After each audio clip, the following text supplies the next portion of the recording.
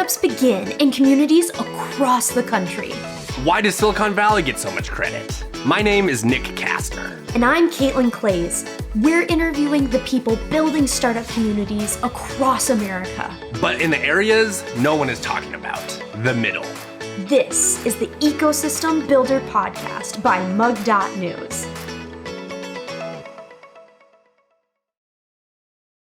The magical moment has happened.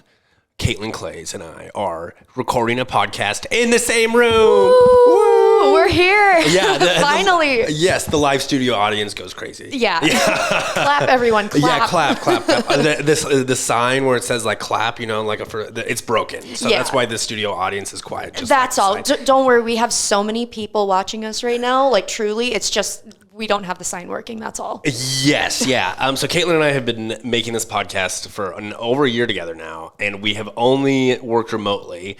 And then this week she came to Omaha, is working from Chapman and Company, and this is the third time we've been in the room together. It was very, very great. It was just like wonderful to be around you, Kaitlyn, in person, and it was just so good. Mm-hmm. It was so cool to meet you as well. And so I was joking about this with you off screen, but it was very funny to move my head from looking down at my computer to looking up at Nick because he's a bit taller than me. So I'm like, throughout this entire pandemic, everyone's been desk level to me. And so it's all about perspective, I suppose. Yeah, there's a whole different perspective in my face when you're looking down as opposed to eye level. That's funny. That's funny. And you are also, I did not, and you said that people always are surprised by how tall you are. Mm-hmm. And when you said that, because people are always surprised how tall I am. Yeah. So I was just like, I bet you're not that tall, Kaitlyn. But then when I was around you, I was like, oh, Kaitlyn, because what are you, like 5'10"? I'm 5'5". I think, Nick, you're really tall. You're just really tall. Stand up again. You don't have a concept of how tall people are. You're okay. I'm 5'5". Dang, okay. I was 5 inches off. That is pretty, not a close guess whatsoever. No. Yeah. Well, your fiance, which congratulations, round of applause, everyone. Thank you. Yes. Thank you. Yeah. Studio audience goes your crazy. fiance is quite tall, so I was thinking she was going to be my height, but. Yeah. No. Yes. Emmy is.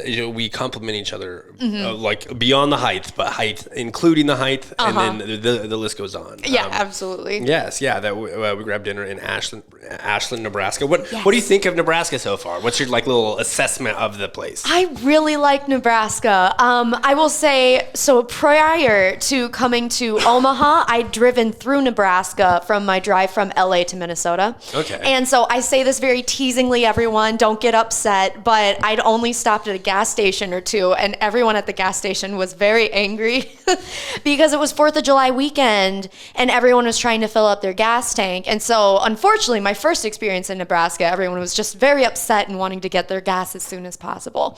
But that was my first experience of Nebraska, but my tune has completely changed. Everyone has been nothing but kind to me after being in Omaha, so I really like it here. And Ashland was so cool. Yes, Ashland is a very cool little town, nestled between the two major communities in Nebraska. So it was fun to grab some pizza and a drink, and very, very good. And it's also good you've had a positive experience because you're staying downtown in an Airbnb, right? Yes, I am. Mm-hmm. Okay, nice. Yeah, I'm happy that it's been positive as opposed to the opposite.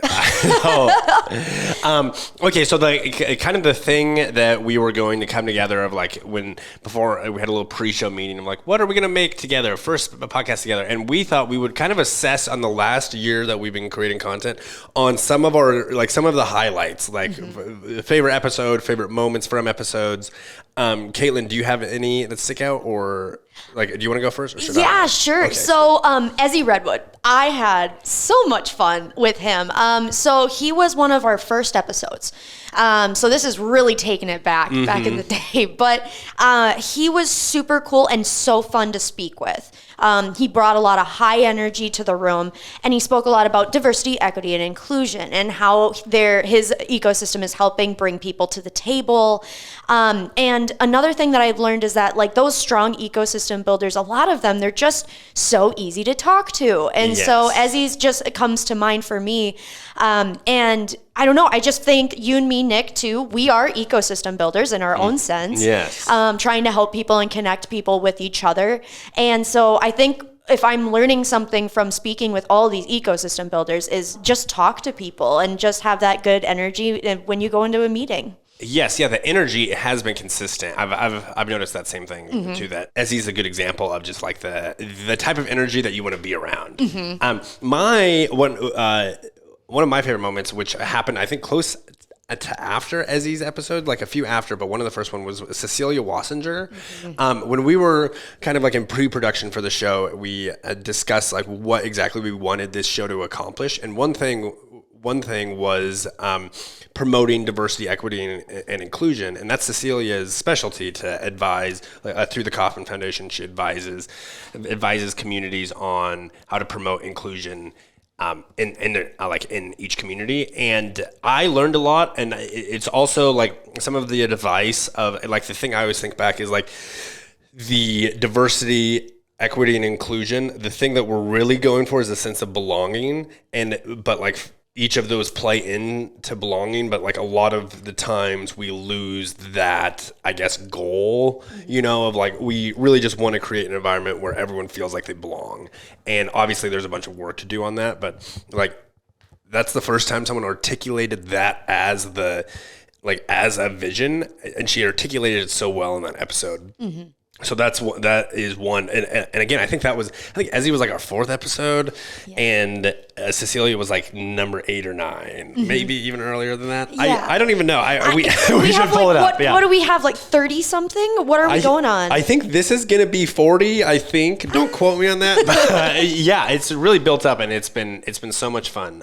Were there any other like moments or like as we reflect back on the whole thing that you're like, oh my gosh, that was amazing? Yeah. Well, one thing that I also picked up is like diverse backgrounds.